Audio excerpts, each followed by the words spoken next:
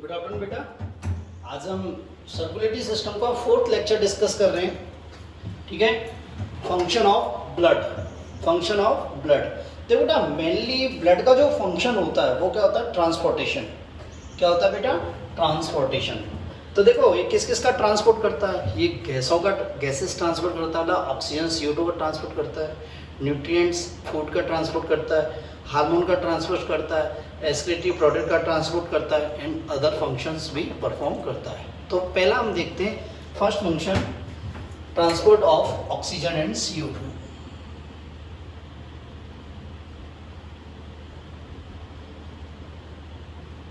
देखो हमारे ब्लड में क्या होती है? आरबीसी। ब्लड में क्या होती है? आरबीसी। और आरबीसी किससे कंटेन होती है? किससे बनी होती है? आरबीसी में क्या होता है? हीमोग्लोबिन। क्या होता है? हीमोग्लोबिन। क्या होता है बेटा? हीमोग्लोबिन। और ये हीमोग्लोबिन है ना, मेनली रेस्पिरेटरी पिगमेंट होता है। क्या होता है ये? Respiratory pigment.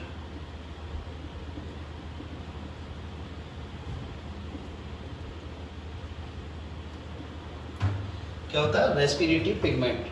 ठीक है, देखो बेटा, ऑक्सीजन का ट्रांसपोर्ट और CO2 का ट्रांसपोर्ट हमारी RBSC की बुक में नहीं दे रखा है, जबकि NCERT की बुक में बहुत ज़्यादा डिटेल में डिस्कस किया गया है।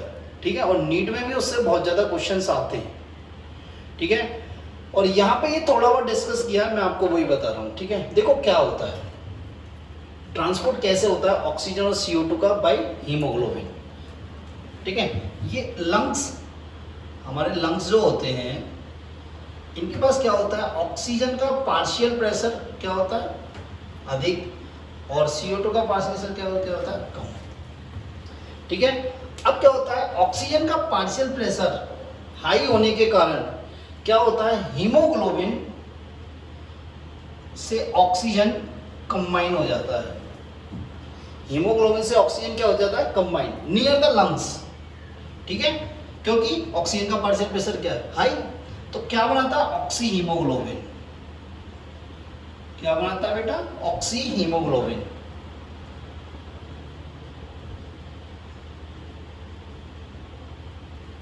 ठीक है, ये oxy haemoglobin by the blood या थ्रू द ब्लड कहां जाता है? Near the cell. कहां जाता है? Near the cell.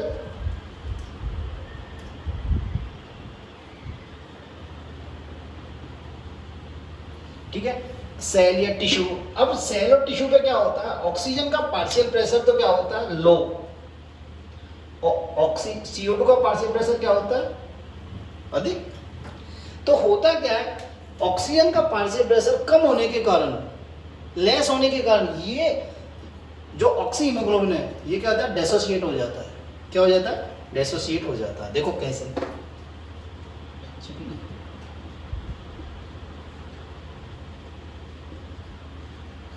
ठीक है, और ये 4 मॉलिक्यूल जो ऑक्सीजन है ये किसमें इंटर कर जाते हैं? सेल के अंदर इंटर कर जाते हैं। सेल के अंदर इंटर कर जाते हैं। तो हम क्या कह सकते हैं बेटा कि लंग्स से ऑक्सीजन का जो ट्रांसपोर्ट हुआ कहां तक? सेल तक। किस फॉर्म में हुआ? ऑक्सी हीमोग्लोबिन फॉर्म में।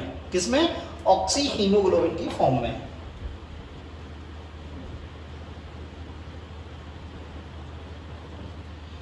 किसे बेटा? ऑक्सी हीमोग्लोबिन की फॉर्म में।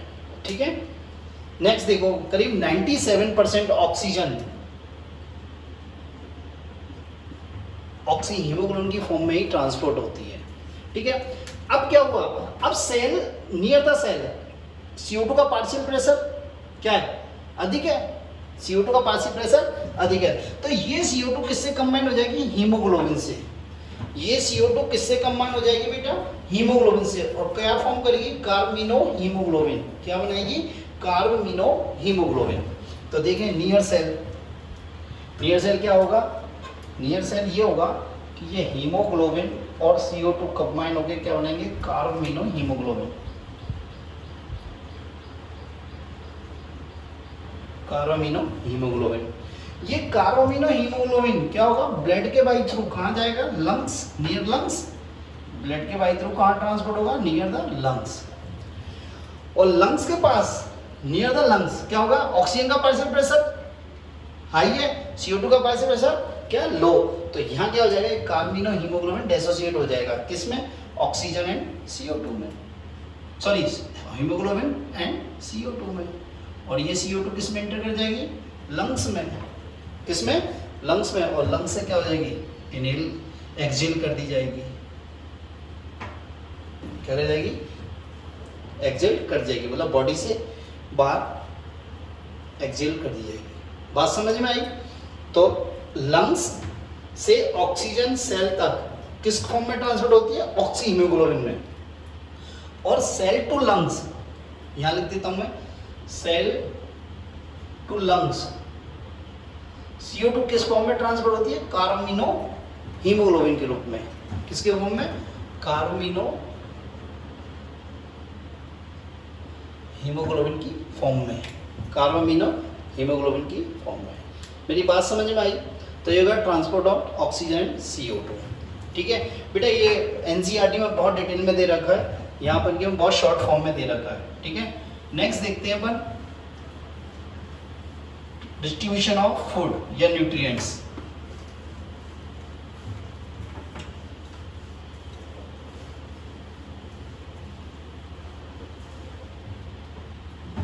देखो क्या होता है, फूड, डिस्ट्रीब्यूशन ऑफ फूड।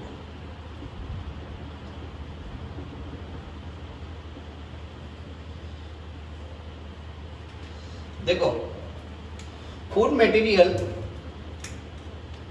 क्या होता है, GIT में या एलिमेंट्री केनाल में क्या होता है, डाइजेस्ट होता है, क्या होता है, डाइजेस्ट होता है। और ये डाइजेस्ट फूड क्या होता है, यहाँ से ब्लड में ट्रांसपोर्ट कर दिया जाता है, मतलब एब्जॉर्ब, यहाँ से डाइजेस्ट फूड को क्या कर दिया, ब्लड में एब्जॉर्ब कर लिया जाता है। ठीक है, अब ये डाइजेस्ट फूड को, इस डाइजेस्ट फूड को कहाँ तक जाना है, इस डाइजेस्ट फूड को, यहाँ से डाइजेस्ट फूड को कहाँ तक पहुँचाना है, सेल तक, कित तक, सेल तक, ईच सेल और ईच टिश्यू तक पहुंचना है। कहां तक पहुंचना है, सेल एंड टिश्यू तक। किसके लिए, ग्रोथ के लिए, डिवीजन के लिए और एनर्जी रिक्वायरमेंट के लिए।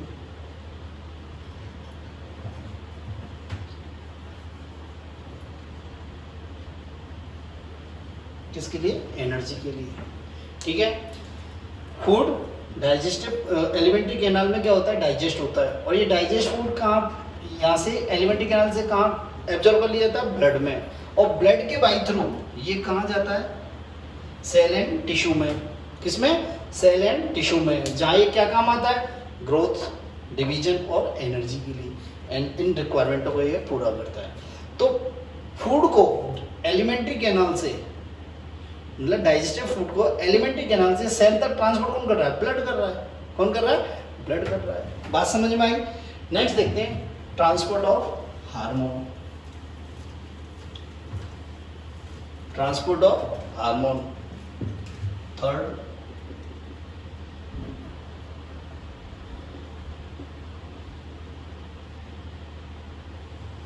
देखो बेटा, हार्मोन कहां से रिलीज होते हैं, एंडोक्राइन सिस्टम से। कहां से, एंडोक्राइन ग्लैंड से या एंडोक्राइन सिस्टम से। तो जो एंडोक्राइन ग्लैंड्स होती हैं, इनसे क्या रिलीज हुआ, हार्मोन। और ये हार्मोन कहां एक्ट करते हैं, टारगेट ऑर्गन पर। कहां एक्ट करते हैं, टारगेट ऑर्गन पर।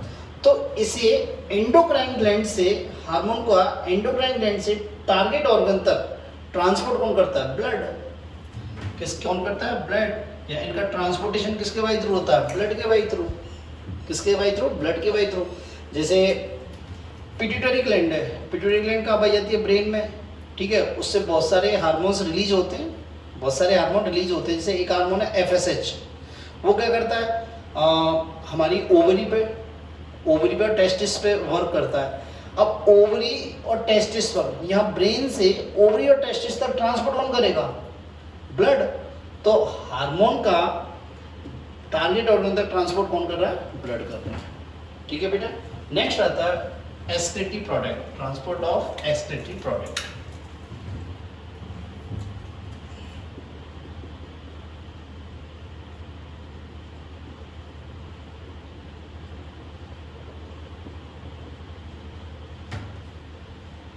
देखो जब एक्सक्रीटरी सिस्टम पढ़ाया था तो अपन ने बताया था कि सेल में जो मेटाबॉलिक रिएक्शन होती है,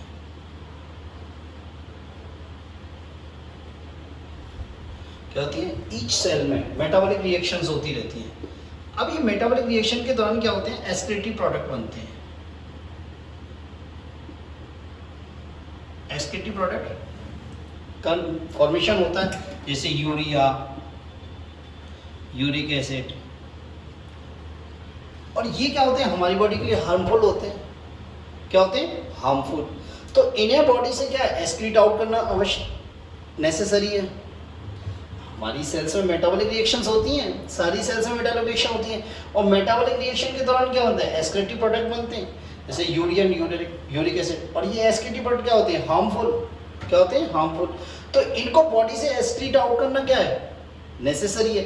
तो इनका एक्सक्रीशन कौन करता है? बॉडी से एक्सक्रीशन कौन करता है? Outside kidney. कौन करता है?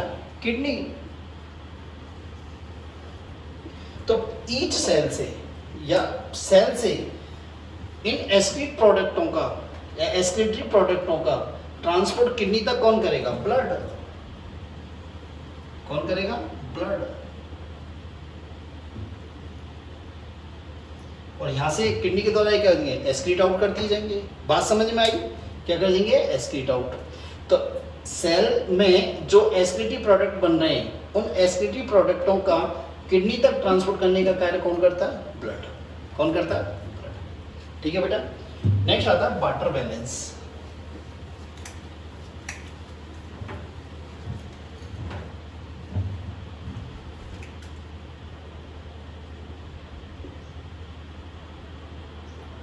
या रेगुलेशन ऑफ वाटर, ये लिख सकते हैं।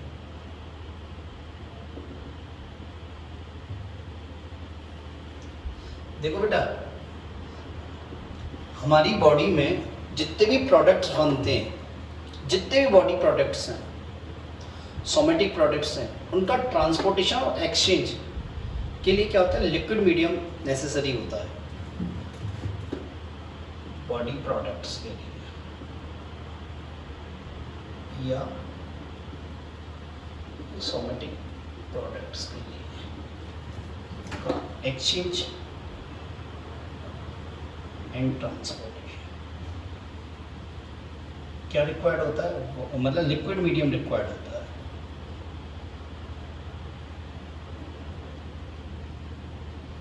क्या होता है? Liquid medium required. अब इसको लिक्विड मीडियम कौन प्रोवाइड करेगा? ब्लड। इसको लिक्विड मीडियम कौन प्रोवाइड करेगा? ब्लड।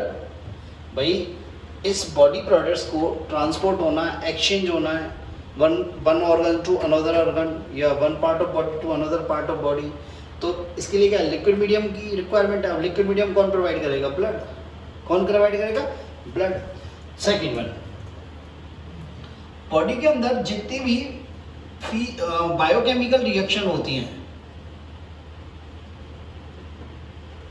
इन बायोकेमिकल रिएक्शन के लिए वाटर एसेंशियल होता है।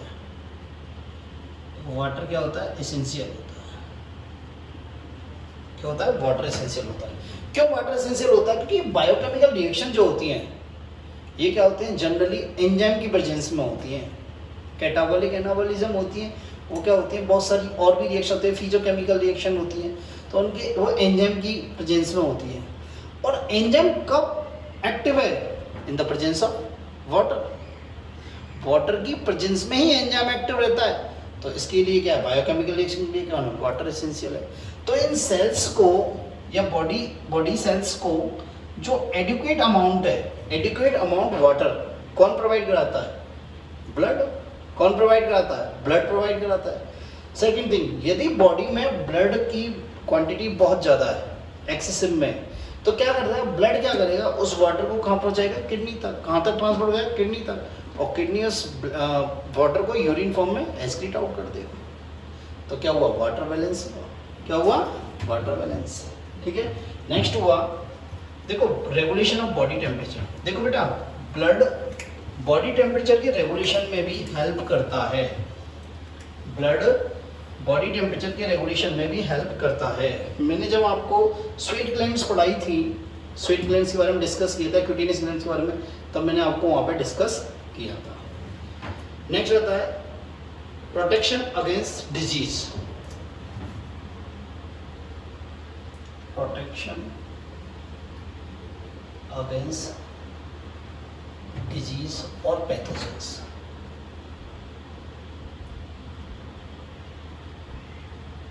देखो बेटा हमारी बॉडी में बहुत सारे पैथोजेंस एंटर करते हैं, बहुत सारे पैथोजेंस एंटर करते रहते हैं बॉडी में। भाई बॉडी कैविटी के वाई थ्रू, बॉडी कैविटियों के वाई थ्रू एंटर करते हैं, ठीक है। तो ये क्या होता है, ये पैथोजेंस क्या होते हैं, जैसे बैक्टीरिया, वायरस, ठीक है, और भी पैथोजेंस हैं बहुत सारे, प्रोटीन मॉलिक्यूल, ठीक है, फॉरेन बॉडीज, फॉरेन बॉडीज, ये जब बॉडी के अंदर इंटर करते हैं, फॉरेन बॉडीज बॉडी के अंदर जो इंटर करते हैं तो क्या करते हैं, हमारी बॉडी का जो फैगोसाइटिक सिस्टम है, वो फैगोसाइटिक सिस्टम क्या होता है, न्यूट्रोफिल और मैक्रोफेजेस या मोनोसाइट्स मिलके बनाती हैं। पिछले लेक्चर में डिस्कस किया था हमने। तो ये क्या करती है, फैगोसाइटिक सिस्टम क्या करता है, इनका क्या कर देता है, इनको फैगोसाइट कर देता है, ठीक है, इनको क्या करता है, इनएक्टिव कर देता है, इनको क्या करता है, इनएक्टिव कर देता है। हमारी बॉडी के अंदर बहुत सारे पैथोजन एंटर करते हैं, किसी बॉडी कैविटी के वाई थ्रू एंटर कर सकते हैं, ठीक है, बॉडी सरफेस से एंटर कर सकते हैं। तो ये क्या होते हैं पैथोजन, बैक्टीरिया है, वायरस है, प्रोटीन मॉलिक्यूल है, फॉरेन पार्टिकल्स हैं, फॉरेन बॉडीज हैं। तो इन सबको पैथोजेंस को क्या, फैगोसाइटिक सिस्टम जो किसका होता है, न्यूट्रोफिल और मोनोसाइट्स का, वो क्या करते हैं, इनको इनएक्टिव कर देते हैं। क्या करते हैं, इनको इनएक्टिव कर देते हैं, ठीक है। अब देखो ये पैथोजेंस हैं, मतलब बैक्टीरिया, वायरस, प्रोटीन और फॉरेन बॉडीज, इनको कलेक्टिवली रूप से हम क्या कह सकते हैं, एंटीजेंस। क्या कहते हैं हम, एंटीजेंस, ठीक है। अब एंटीजेंस क्या होती है, ये एंटीजन जब बॉडी में इंटर करती हैं, जब ये बॉडी में इंटर करती हैं तो ये एंटीबॉडीज फॉर्मेशन को स्टिमुलेट करती हैं, इंड्यूस करती हैं। तो ये एंटीजन बॉडी में इंटर करती है तो ये क्या करती हैं, इंड्यूस्ड एंटीबॉडीज फॉर्मेशन, क्या करती है, ये एंटीबॉडीज के फॉर्मेशन को इंड्यूस करती है, ठीक है। मेरी बात समझ में आई। नेक्स्ट आता है रिपेयर द इंजरी या वुंड हीलिंग कह सकते हैं इसको। क्या वुंड हीलिंग में ब्लड का बहुत इंपॉर्टेंट रोल है, किसमें, वुंड हीलिंग में।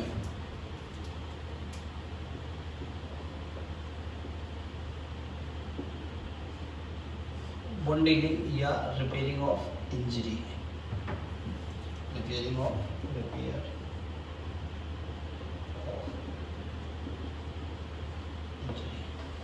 देखो क्या है, हमारे कोई वुंड हो गया, बॉडी के अंदर कोई इंजरी हुई या वुंड हो गया, अब क्या होता है, वो वुंड कुछ दिन बाद क्या होता है, हीलिंग हो जाती है, उसकी हीलिंग हो जाती है। तो उसकी हीलिंग में ब्लड की WBC बहुत इंपॉर्टेंट रोल रखती है। देखो क्या करती है, जो ब्लड की WBC होती है वो क्या करती है, उस हीलिंग वाले एरिया में, सॉरी उस वुंड वाले एरिया में क्या करती है, सेल डिवीजन और सेल ग्रोथ को इंड्यूस करती हैं। क्या करती हैं, induce cell growth and cell division. बात समझ में आई। जब हमारे कोई वुंड हो गया, कोई घाव हो गया, इंजरी हो गई, ठीक है, तो वुंड बन गया। अब क्या होता है, उस वुंड की हीलिंग में, WBC बहुत इंपॉर्टेंट बहुत इंपॉर्टेंट रोल प्ले करती हैं। किसमें, कैसे? इंड्यूस द सेल ग्रोथ, जो बुंड वाला एरिया वहाँ गया सेल ग्रोथ को इंड्यूस करेंगी और सेल डिवीजन को इंड्यूस करेंगी। ठीक है, नेक्स्ट आता है formation of blood clot. Formation of blood clot, देखो फॉर्मेशन ऑफ ब्लड क्लॉट क्या है? आपकी इंजरी हुई,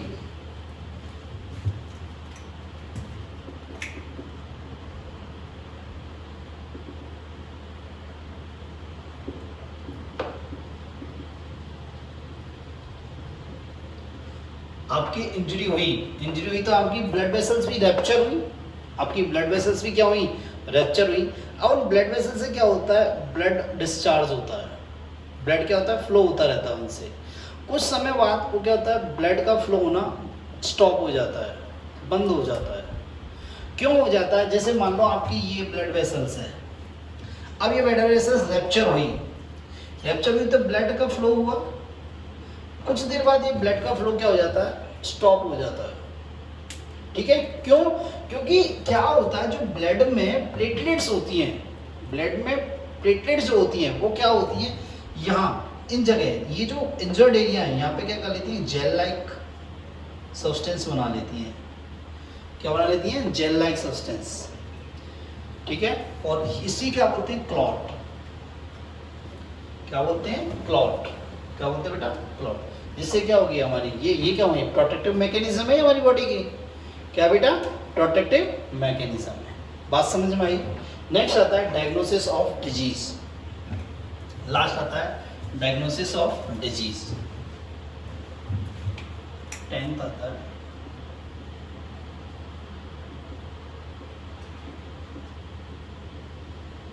डायग्नोसिस ऑफ डिजीज। देखो बेटा, डायग्नोसिस ऑफ डिजीज क्या होता है? आपको फीवर आया या आपको वायरल इन्फेक्शन हो गया, या आपको मलेरिया हो गया, टाइफाइड हो गया, कुछ और हो गया, मान लो आपको डायबिटीज़ हो गई, थायराइड हार्मोन की कमी हो गई, हाइपोथायराइडिज्म हो गया या हाइपरथायराइडिज्म हो गया, तो आप डॉक्टर के पास विजिट करते हो। तो डॉक्टर क्या करता है? सबसे पहले ब्लड टेस्ट लिखता है। सबसे पहले क्या होता है? ब्लड टेस्ट लिखता है। क्यों? क्योंकि ब्लड टेस्ट से क्लियर होता है इसको कौन सी डिजीज़ हुई है।